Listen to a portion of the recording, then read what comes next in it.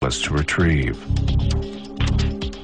On the laptop computer found in the Joseph apartment building was a file which laid out a plan for 5 individuals, using code names, individuals not mentioned on the plan, to board about 3 planes each, 2 planes, a couple of people had 3 planes, planting bombs on the planes, and then returning back to their home. Hoping, when they planted the bombs and with the timing devices, if everything went well, all bombs would go off within about a 6-hour time period.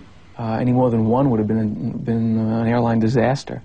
So, you know, if they were 50% successful in their plan, I think it would have scared a lot of people for a long time. The file on Yusef's laptop reveals that the plan, codenamed Bojinka, is foiled with no time to spare. The bombing of 11 American planes is meant to kill 4,000 passengers. Yusef's campaign of terror is scheduled to start less than 2 weeks after the bust of his bomb factory in Manila. By the time Pellegrino and the FBI team arrive in the Philippines, Yusef is long gone. So it was a worry, and it was a missed opportunity. But we also, on a lot of these fugitive type cases, you know, we're all not that different, and everybody goes home. Everybody needs to go home. And so the investigation again would focus back to Pakistan. The FBI immediately began a publicity campaign in Pakistan, promoting their $2 million reward for assistance in arresting Yusef. The strategy works. Yusef's latest recruit for yet another airline bombing blows the whistle. On the day Yusef is due to leave his hotel in Islamabad, a Pakistani SWAT team moves in.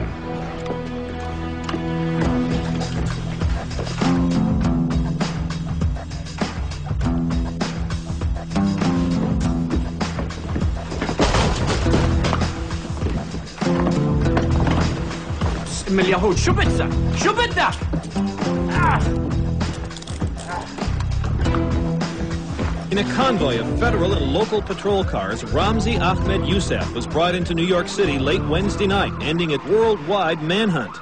He was arrested Tuesday in Pakistan by Pakistani authorities and brought back by the FBI on a U.S. plane, then into custody with heavy security on the street in case of any terrorist attacks prompted by his arrest.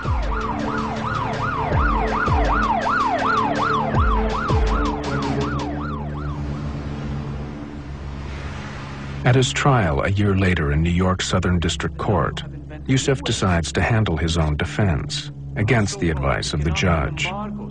He performs better than expected, but he's found guilty on all charges related to the bombing of PAL 434 and conspiring to bomb 11 American passenger planes.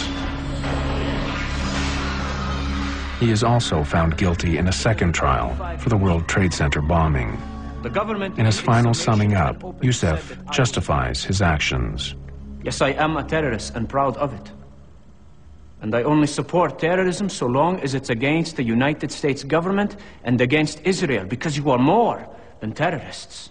Although Pakistani, Yusef describes himself as Palestinian by choice, and he justifies the PAL 434 and World Trade Center bombings as punishment for a U.S. foreign policy that favors Israel over Palestine. And hypocrites! For both crimes, he is sentenced to 240 years in prison. The judge recommends solitary confinement for life in the most secure prison in the United States, located in Florence, Colorado. It houses the country's most violent and dangerous prisoners, and it is where Yusef will spend the rest of his life, confined in a cell for 23 out of every 24 hours.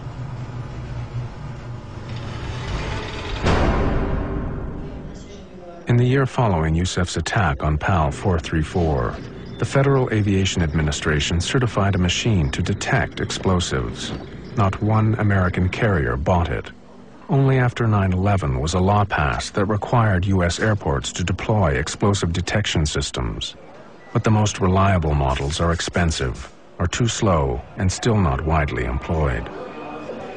Well, it was the old saying that, we have to be right 100% of the time. Terrorists only has to be right once. Although there hasn't been a successful airliner bombing since PAL 434, those who forget the past may be destined to revisit it.